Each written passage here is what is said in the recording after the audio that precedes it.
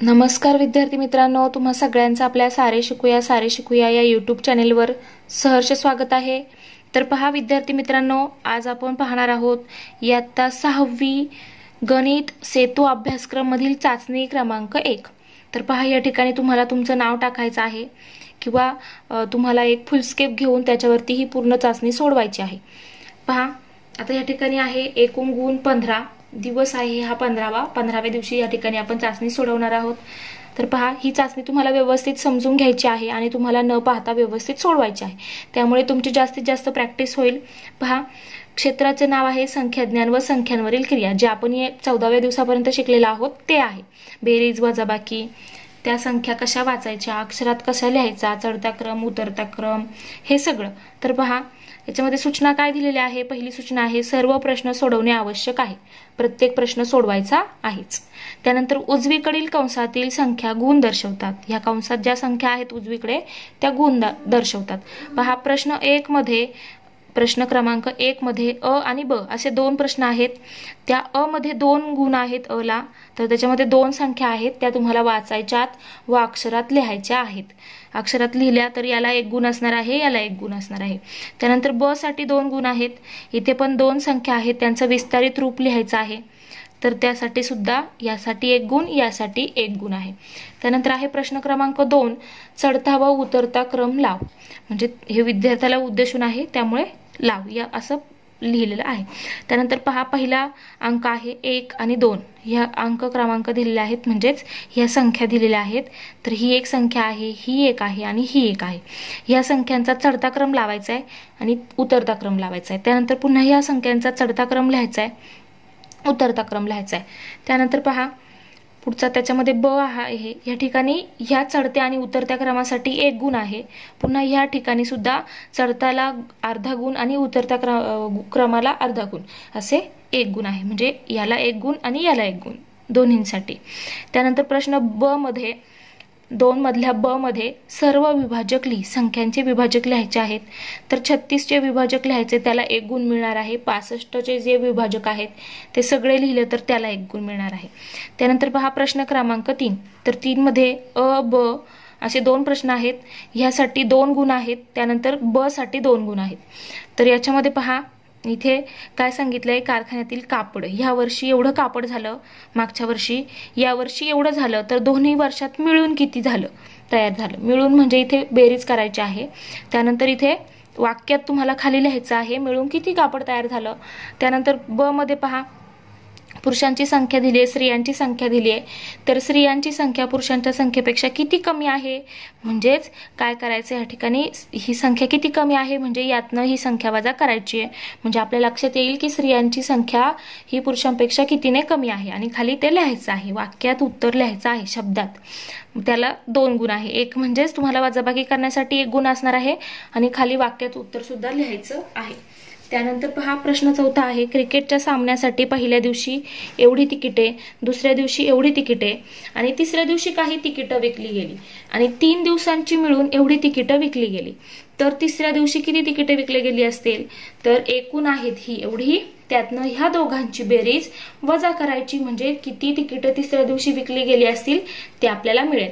म्हणजे पहिल्यांदा काय, तर यातनं ह्या दोघांची बेरीज वजा करायची, म्हणजे आधी ह्या दोघांची बेरीज करायची, ती यातनं वजा करायची, म्हणजे आपल्याला तिसऱ्या दिवशी किती तिकिटं विकली गेली ते समजेल। तर ह्यासाठी 3 गुण आहेत, बेरजेसाठी 1, त्यानंतर केलेली वजाबाकी त्यासाठी 1 आणि खाली लिहिलेला वाक्यात लिहिलेला म्हणजे शब्दात लिहिलेलं तुमचं उत्तर त्यासाठी 1 गुण। तर चला आता सोडूया, पहा सोडूया। या ठिकाणी प्रश्न पहिला त्यामध्ये अ, खाली दिलेल्या संख्या वाचा व अक्षरात लिहा।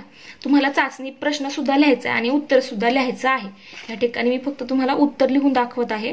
पहा प्रश्न क्रमांक 1, त्याच्यामध्ये अ मध्ये पहिली संख्या तर काय आहे 95,71,628 अशी तुम्हाला ही वाचायची पण आहे आणि शब्दात लिहायची, अक्षरात लिहायची आहे। काय लिहिणार 95,71,628 628 अशा प्रकारे लिहायचं आहे. त्यानंतर दुसरी संख्या 70,10,00,000. आता ही पण शब्दात म्हणजे अक्षरात लिहायची आहे. 70,10,00,000. त्यानंतर पहा पुढे, यासाठी एक गुण असणार आहे, यासाठी एक गुण असणार आहे. तर पुढे पहा अ मध्ये ब मधली पहिली संख्या. तर हिचे विस्तारित रूप लिहायचं आहे 88,35,721. बरोबर कसं लिहिणार? तर ही पहिली संख्या लिहा 8. त्याच्या पुढच्या सगळ्या संख्या काय लिहिणार? 0 0 0 आणि 0 अशा लिहायच्या आहेत. ठीक आहे. त्यानंतर अधिक पुन्हा ही पुढची संख्या 8 0 0 0 0 0 म्हणजे ह्या 8ची स्थानिक किंमत आहे 80,00,000. ह्या 8ची स्थानिक किंमत आहे 8,00,000. ह्या 3ची स्थानिक किंमत आहे ती आहे 30,000. त्यानंतर ह्या 5ची स्थानिक किंमत आहे 5,000. त्यानंतर अधिक 7ची किंमत आहे 700 कारण ते शतक स्थानी आहे. त्यानंतर 2ची किंमत आहे 20. त्यानंतर 1ची किंमत आहे 1. त्यानंतर पहा दुसरी संख्या. आता दुसरी संख्या लिहायची आहे, हे आहे विस्तारित रूप. त्यानंतर दुसरी संख्या आहे 5,60,007. त्याचं विस्तारित रूप येईल 5,00,000 अधिक 60,000 अधिक इथे ही संख्या 0 असणार आहे हजार स्थानी. त्यानंतर पुन्हा शतक स्थानी 0. त्यानंतर दशक स्थानी 0 अधिक एकक स्थानी 7. असेही तुम्हाला त्याचं विस्तारित रूप लिहायचं आहे. यासाठी एक गुण आहे, यासाठी एक गुण आहे. त्यानंतर पाहूया प्रश्न क्रमांक 2. प्रश्न क्रमांक 2 दुसऱ्यामध्ये पहा चढता व उतरता क्रम लिहायचा आहे. पहिल्या संख्यांसाठी संख्या आहेत. पहिल्या संख्या लिहून घ्या इथे पहा 9,28,995. त्यानंतर त्यातली दुसरी संख्या आहे 29,93,872 आणि तिसरी संख्या आहे 53,670. आता चढता क्रम लिहूया. तुम्हाला असाच या ठिकाणी जो टेबल दिलेला आहे तसा टेबल आखायचा आहे आणि तसं लिहिलं तरी चालेल.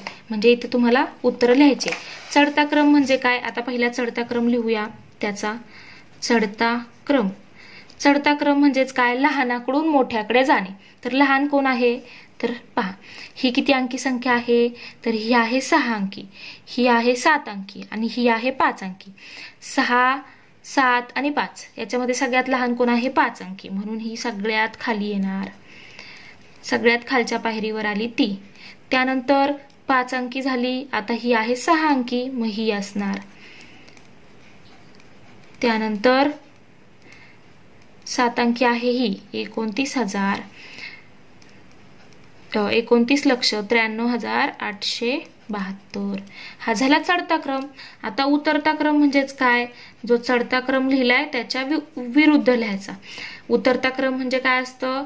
तर मोठ्याकडून लहानाकडे, वरून खाली म्हणजे मोठ्याकडून लहानाकडे. तर मोठा कोण आहे? 29,93,872. त्यानंतर कुठला आहे याच्यापेक्षा लहान? तर तो आहे 9,28,995. आणि सगळ्यात लहान कोण आहे? तर तो आहे 53,670. हा असा चढता आणि उतरता क्रम आपण लिहिलेला आहे. तसंच दुसऱ्यासाठी सुद्धा लिहायचं आहे. पहा दुसऱ्या ज्या संख्या आहेत त्या पाहूया. तर त्या काय आहेत? त्या संख्या लिहून घेऊया आधी इथे. तर पहिली संख्या आहे 74,09,854. त्यानंतर दुसरी संख्या आहे 18,72,864. त्यानंतर पुढची संख्या आहे 25,96,768. आता यांच्यामध्ये सगळ्यात लहान कोणती आहे? पहा चढता क्रम लिहायचा आधी. चढता क्रम चढत्या क्रमामध्ये काय येईल, पहिली कोणती येईल, जी लहान आहे सगळ्यात ती. आता ही 6 अंकी संख्या आहे, ही 7 अंकी आहे, ही 7 अंकी आहे आणि ही सुद्धा 7 अंकी आहे. आता काय करणार पहा, सगळ्यात इथे पहा, इथे 7 आहे, इथे 1 आहे, इथे 2 आहे. मग सगळ्यात लहान कोण असणार आहे, तर 1 हा सगळ्यात लहान आहे. म्हणजे ही संख्या सगळ्यात आधी येईल. चढता क्रम लिहिताना सगळ्यात लहान संख्या आधी लिहायची, त्यानंतर त्यापेक्षा मोठी, त्यापेक्षा थोडी मोठी कोण आहे, तर ही आहे. कारण 7 पेक्षा 2 लहान आहे, म्हणजे 25 ही आधी येणार. 25, 96, 768 म्हणजे 25,96,768. त्यानंतर चढता क्रम म्हणजे लहानाकडून आपण मोठ्याकडे चालू आहे. सगळ्यात मोठी कोण आहे, तर ही आहे. म्हणजे 74,09,854. आणि याचा उतरता क्रम लिहूया. पहा उतरता क्रम, तर ही उतरताना मोठ्याकडून लहानाकडे. तर 74,09,854 ही पहिल्यांदा येणार. त्यानंतर ही येणार 25,96,768 आणि त्यानंतर ही येणार 18,72,864. असं हे झालं. आता पहा पुढचं उदाहरण. तर पुढचा प्रश्न काय आहे, याच्यामध्ये खालील संख्यांचे सर्व विभाजक लिही. आता पहा, पहिला आहे 36 चे विभाजक. पहा या ठिकाणी हा प्रश्न आपला सोडून झालेला आहे. आता पाहूया ब मध्ये 36 चे विभाजक. तर कोणते कोणते 36 चे विभाजक आहेत बाळांनो, 1, 2, 3, त्यानंतर 4, 6, पुन्हा 9, 12, 18 आणि 36. हे 36 चे काय आहेत, विभाजक आहेत. त्यानंतर दुसरा आहे पहा 65 चे विभाजक. 65 चे विभाजक काय आहेत, 1 आहे, 5 आहे, त्यानंतर आहे 13 आणि 65. हे आहेत 65 चे विभाजक. आता पहा पुढे, आता या दोघांना 1-1 मार्क आहे. पहा त्यानंतर प्रश्न तिसरा, प्रश्न क्रमांक 3. त्यामध्ये हा प्रश्न, ठीक आहे. उत्तर लिहिताना तुम्हाला प्रश्न सुद्धा लिहायचा आहे आणि खाली उत्तर लिहायचं. एका कापड कारखान्यात मागील वर्षी 24,17,829 मीटर कापड तयार झाले. या वर्षी 32,47,560 मीटर कापड तयार झाले. तर दोन्ही वर्षात मिळून किती कापड तयार झाले, पहा. तर दोन्ही मिळून लिहायचे. तर दोन्ही मिळून म्हणजे काय करायचे, बेरीज करायची आहे. तर बेरीज करूया. पहा 24,17,829 अधिक पुढे काय आहे 32,47,560. एवढं झालं होतं पहिल्या वर्षी हे आणि दुसऱ्या वर्षी हे. मग दोघांची बेरीज करूया. तर बेरीज करताना काय होईल की या ठिकाणी 9 आणि 0 होतील 9, 6 आणि 3 होतील 9, 8 आणि 5 होतील 13, हातचाला 1, 7 आणि 7 14, 14 आणि 1 15, हातचाला 1, 1 आणि 1 2 आणि 4 6, त्यानंतर 2 आणि 4 आणि 2 6, 2 आणि 3 5. म्हणजेच काय खाली काय लिहिणार, तर दोन्ही वर्षात मिळून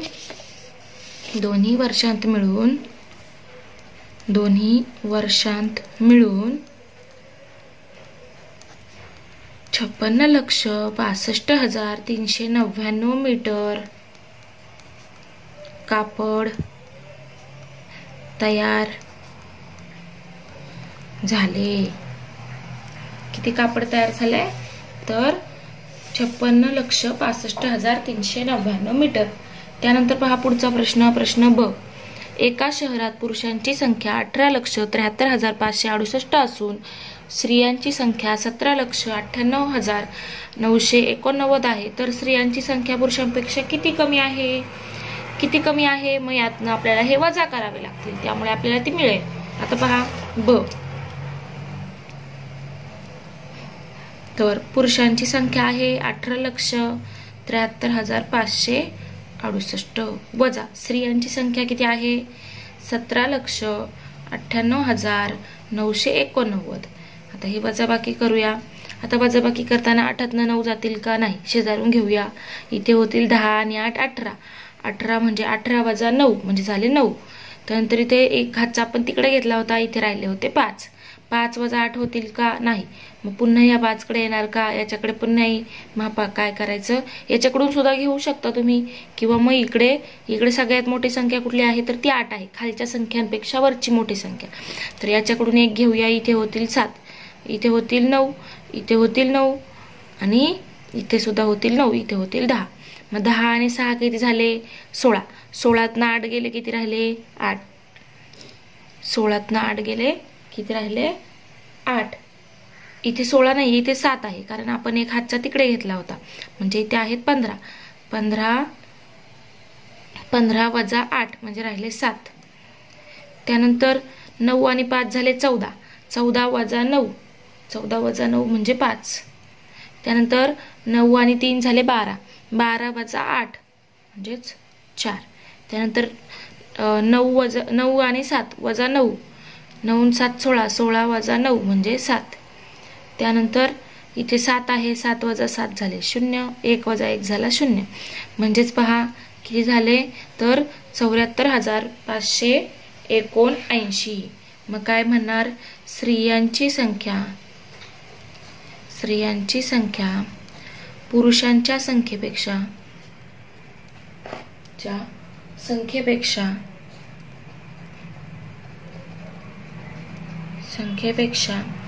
74,579 ने कमी आहे.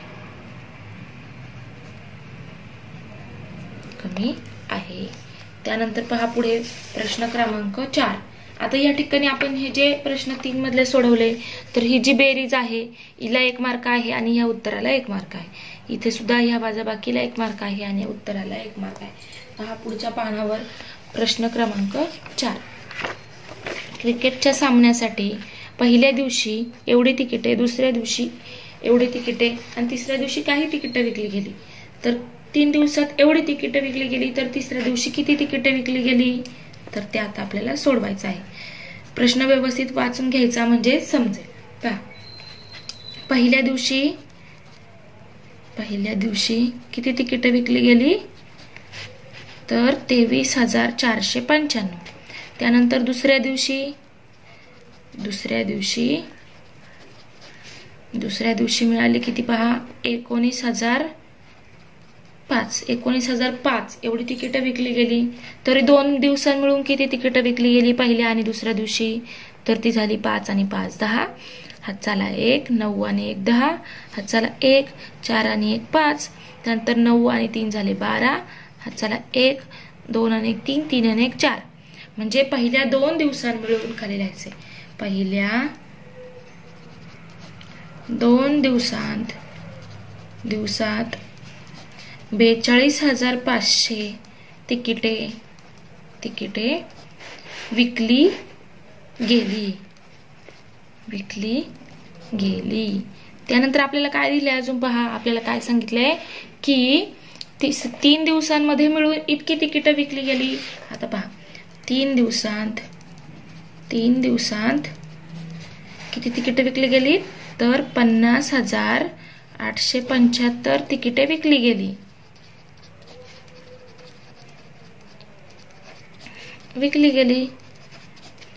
म्हणून तिसऱ्या दिवशी विकलेली तिकिटे बरोबर तिसऱ्या दिवशी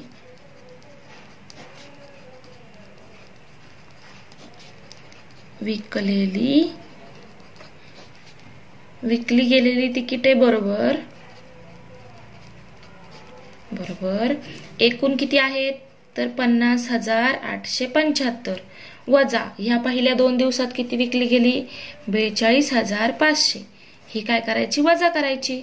मग त्यातून आपल्याला कळेल की तिसऱ्या दिवशी किती तिकिटे विकली गेली. तर 5 वजा 0 म्हणजे 5, 7 वजा 0 म्हणजे 7, 8 वजा 5 म्हणजे 3.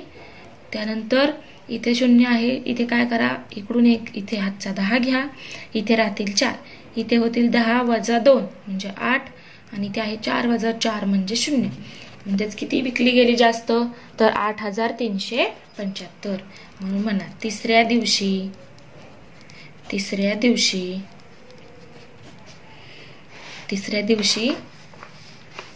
8,375 तिकिटे